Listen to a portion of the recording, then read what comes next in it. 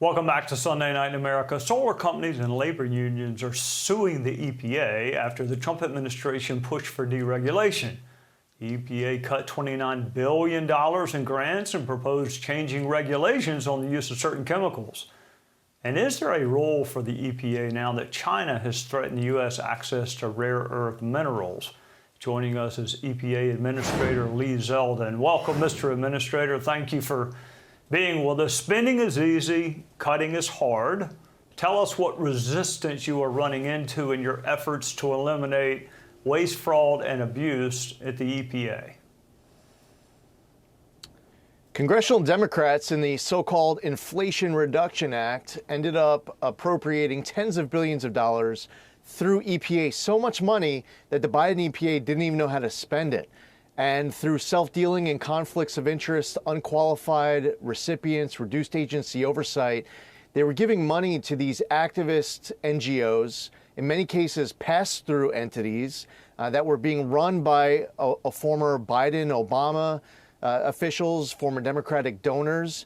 And in some cases, as you reference what was called the Solar for All program, a $7 billion program that some are now suing on, we were finding that the money was going through pass-throughs, through other pass-throughs, through a fourth pass-through, where every pass-through was getting its own cut of at least 15%. So why would congressional Democrats be so upset about us canceling all of these grants? Well, their friends were getting paid tremendous amount of money, where we as conservatives believe strongly that you could protect the environment and grow the economy. With a zero tolerance policy for any waste and abuse, we believe that if you appropriate a dollar towards dealing with an environmental issue, the dollar should go directly towards remediating the environmental issue, not to some activist environmental NGO.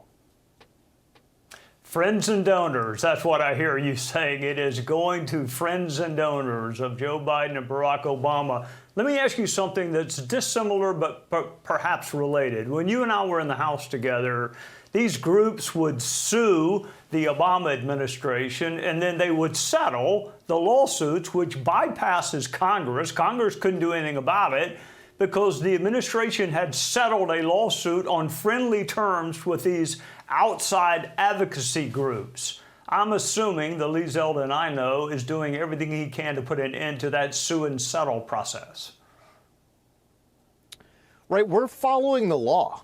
And when we want to change a regulation, we aren't just imposing our will and saying that this is the change and it's now finalized. We put out a draft proposal. We go through the interagency process. We put the proposal out for public comment. We receive public comments. We read them. We'll respond, and we'll reach a final decision.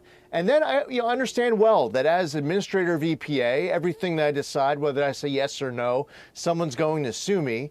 We're going to be prepared to defend these decisions that we reach. What we are ultimately going to end up doing in 1 year is more deregulation than entire federal governments have done across all agencies, across entire presidencies.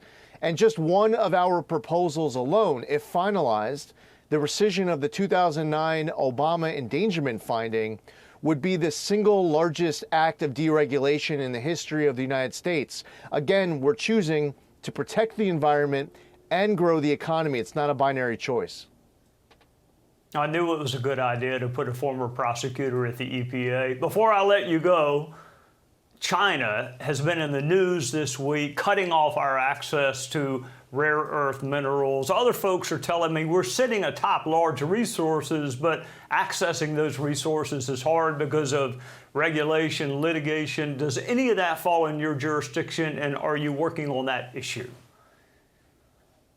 Absolutely. President Trump has been very focused on this and bringing together all the different agencies, the cabinet members, where we have our own equities, areas of jurisdiction that overlap here. President Trump wants to unleash energy dominance. He wants to make us stronger as it relates to national security. It's not just about our economy. It's also our national security. I would also argue, by the way, it's better for our environment because the way that we tap into all of these supplies is better, safer than so many other other countries elsewhere around the world. When we want to make America the AI capital of the world, that's part of a race as well with a nation like China. And the president wants to make sure that America wins all of it. He created the National Energy Dominance Council, working with the Department of Interior, Secretary Burgum, Chris Wright, the Department of Energy, and Howard Lutnick at the Department of Commerce, and more. All these agencies are working together with the president and the White House to make sure that this agenda, this Trump mandate, gets over the finish line. This is a very important goal and directive from the president that every single day we are working on to make great progress.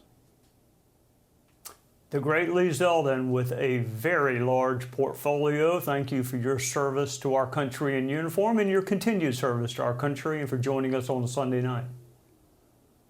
Thanks, Trey.